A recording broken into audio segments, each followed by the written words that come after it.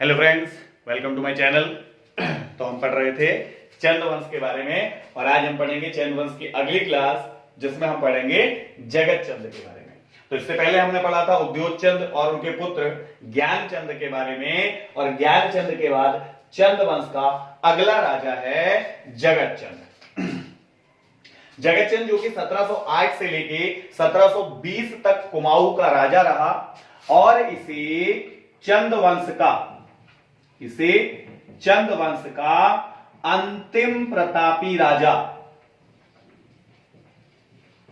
इसे चंद वंश का अंतिम प्रतापी राजा कहा जाता है, क्योंकि जगत चंद के बाद चंद वंश की अवनति शुरू हो गई। चंद वंश अपनी समाप्ति की ओर अग्रसर हुआ। इसके बाद के जो राजा हम पढ़ेंगे जिनके बारे में, धीरे धीरे वहां से चंद वंश जो है वो अपनी समाप्ति की ओर अग्रसर हो गया था। तो इसीलिए जगतचंद को चंद वंश का अंतिम प्रतापी राजा कहा जाता है, क्योंकि इसके बाद जितने भी राजा हुए उन सभी के द्वारा कोई महत्वपूर्ण कार्य नहीं किए गए और भी धीरे धीरे चंद वंश अपनी समाप्ति की ओर अग्रसर होता चला गया। ठीक, तो जगतचंद के बारे में पढ़ेंगे। चंद वंश का अंतिम प्रतापी राजा है और इसके बाद से चंद वंश की अवनति शुरू हो गई। इसके साथ साथ इसे प्रजा हितैषी राजा भी कहा गया है। किसे? जगतचंद को। और जगतचंद के शासन को या जगतचंद के काल को कुमाऊं का स्वर्ण काल कहते हैं। Classic period of Kumaon, Jagatchand का टाइम पीरियड कहलाता है क्लासिक पीरियड ऑफ कुमाऊं या गोल्डन पीरियड ऑफ कुमाऊं। किसका शासन कहलाएगा? जगतचंद का शासन कहलाएगा, जो कि ज्ञानचंद के बाद शासक बना है और 1708 से 1720 तक यह शासक रहा है। ठीक, जगतचंद देखिए अपने राज्याभिषेक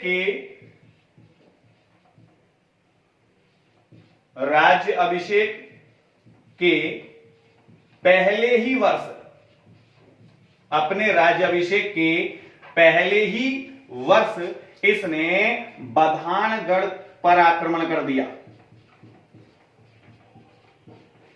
अपने राज्याभिषेक के पहले ही वर्ष में इसने बधानगढ़ पर आक्रमण किया, बधानगढ़ को जीता और इसके बाद लोहाबगढ़ को भी जीत लिया।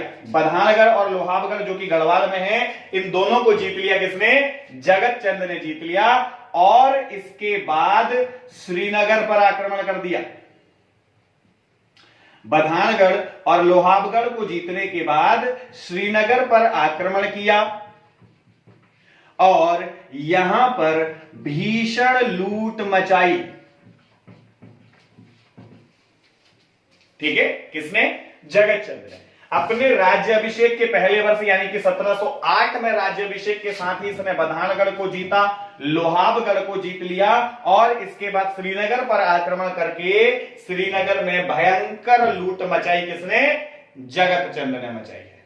ठीक, इस कारण से इस वक्त गढ़वाल का राजा था फतेहपति शाह। इस कारण फतेहपति शाह ने कत्यूर घाटी पर आक्रमण कर दिया। किस कारण से? देखिए, जगतचंद ने गढ़वाल पर आक्रमण किया, बधानगढ़ को जीता, लोहाबगढ़ को जीता और श्रीनगर पर आक्रमण करके यहां भयंकर लूट मचाई, जिसके बाद फतेहपति शाह ने कत्यूर घाटी पर आक्रमण कर दिया और बैजनाथ को लूटा। ठीक है, बैजनाथ पे लूट करी किसने? फतेहपति शाह ने। ठीक, और बैजनाथ को लूटने के साथ ही यहां का एक गांव गड़सार गांव, कत्यूर घाटी में स्थित गड़सार गांव भगवान बद्रीनाथ को चढ़ा दिया।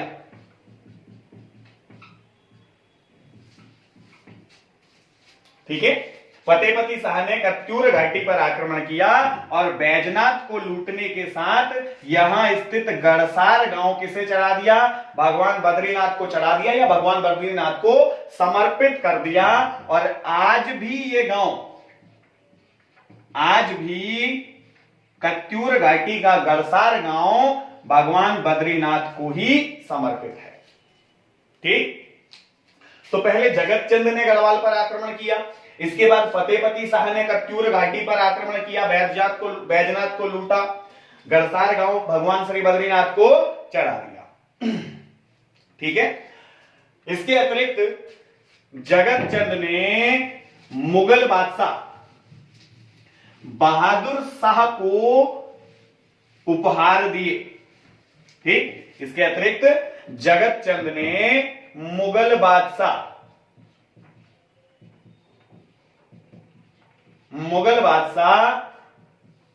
बहादुर शाह को उपहार दिए।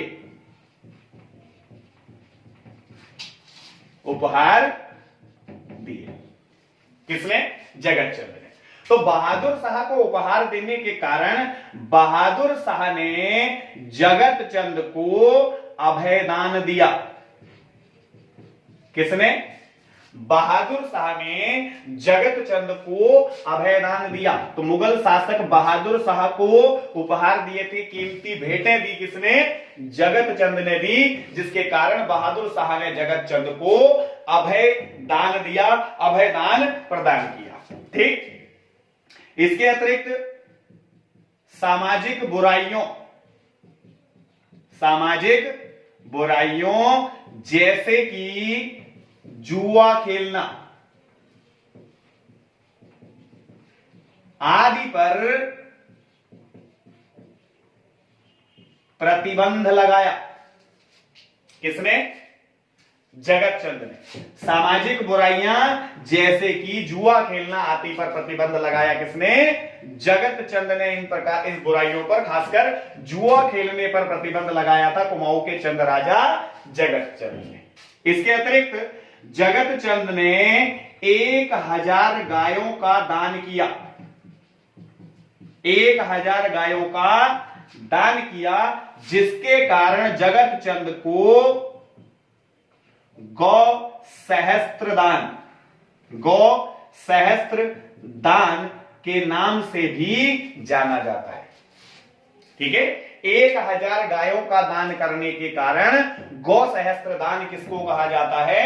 जगत चंद को कहा जाता है। 1000 गायों का इसने दान किया था। ठीक, अंततः या अंतिम समय में चेचक नाम की बीमारी से जगत चंद की मृत्यु हो गई। ठीक है, चंद वंश का अंतिम प्रतापी राजा जिसकी मृत्यु चेचक नाम की बीमारी से हो गई, जगत चंद 1720 में। और 1720 में जगत चंद की मृत्यु के बाद ही चंदों का अवनति काल शुरू हुआ। चंद धीरे धीरे अपनी समाप्ति की ओर अग्रसर हो गए। ठीक है, तो चंद वंश जो हम शुरुआत से पढ़ रहे थे, अब वो अपनी समाप्ति की ओर है। किसके बाद से? जब जगत चंद के बाद अगला राजा कुमाऊं का बना देवी चंद।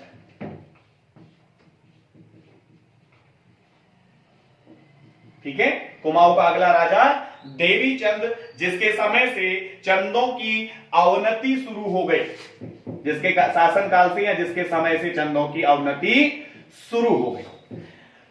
1720 से 1726 तक इसने शासन किया। ठीक, देवी चंद ने। देवी चंद के बारे में कहा जाता है कि चंद्रगुप्त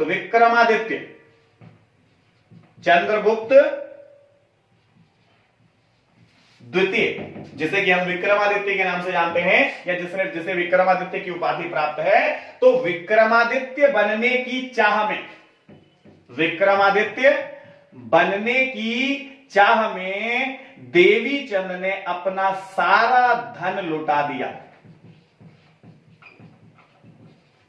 किसकी चाह में? विक्रमादित्य बनने की चाह में देवी चंद ने अपना सारा धन लुटा दिया। किस पर? अपने मंत्रियों पर, अपने दरबारियों पर, अपने चाटुकारों पर, जो हमेशा इसकी तारीफ किया करते थे, हर बात में इसका समर्थन करते थे। तो उन सबके कहने पर विक्रमादित्य बनने की चाह में इसने अपना सारा धन नष्ट कर दिया। इसलिए इसे कुमाऊं का मोहम्मद बिन तुगलक, इसलिए इसे कुमाऊं का मोहम्मद बिन तुगलक कहा जाता है। किसे? देवी चंद को। ठीक है, क्योंकि विक्रमादित्य बनने की चाह में इसने अपना सारा राजकोष, अपना सारा धन इसने लुटा दिया, इसलिए इसको कुमाऊं का मोहम्मद बिन तुगलक कहा जाता है। ठीक, देवी चंद ने दाऊद खां नामक व्यक्ति को अपना सेनापति बनाया। ठीक, किसको? दाऊद खां नाम के व्यक्ति को अपना सेनापति बनाया और मुस्लिम व्यक्ति को सेनापति बनाने के कारण, मुस्लिम व्यक्ति को सेनापति बनाया, इस कारण देवी चंद के मंत्री मानिक गौड़ा और पूरन मल, किसके मंत्री हैं? देवी चंद के मंत्री हैं मानिक गौड़ा और पूरन मल। एक मुस्लिम व्यक्ति को सेनापति नियुक्त कर दिया। इस वजह से मानिक गौड़ा और पूरन मल ने देवी चंद की हत्या कर दी।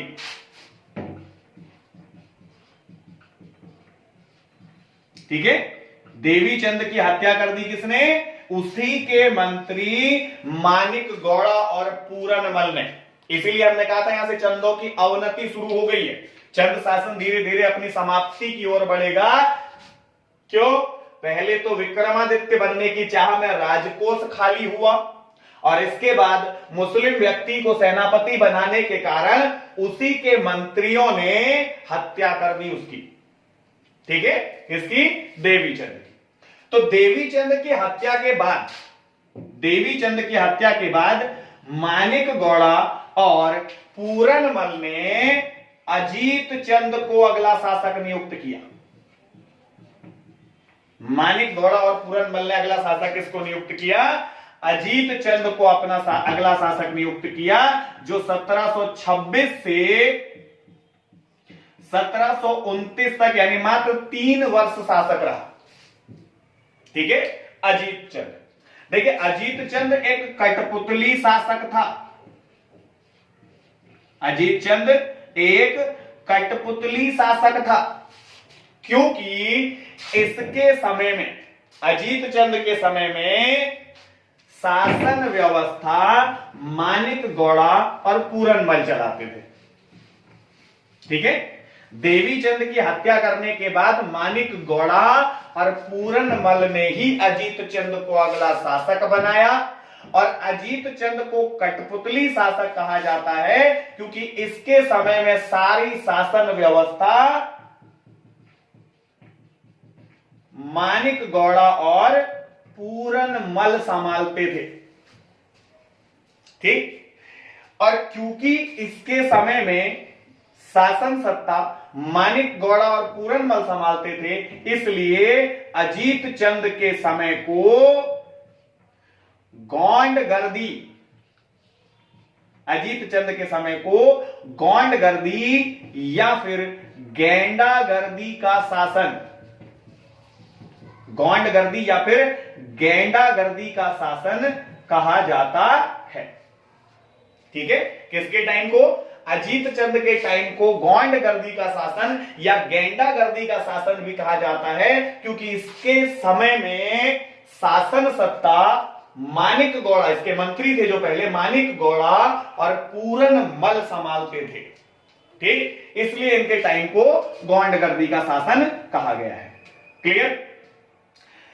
ज्यादा लंबे समय तक ये चला नहीं, 26 से 29, मात्र 3 वर्ष बाद ही अजीत चंद की मृत्यु हो गई।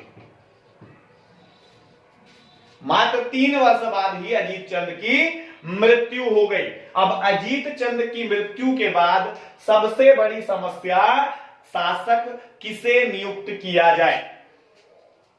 ठीक, तो अजीत चंद के बाद उद्योत चंद के किसी पौत्र, ठीक, जो कि नेपाल में थे, वहां से उन्हें बुलाकर ढूंढकर कुमाऊं का, चंद वंश का अगला राजा नियुक्त किया गया, और वो कौन थे?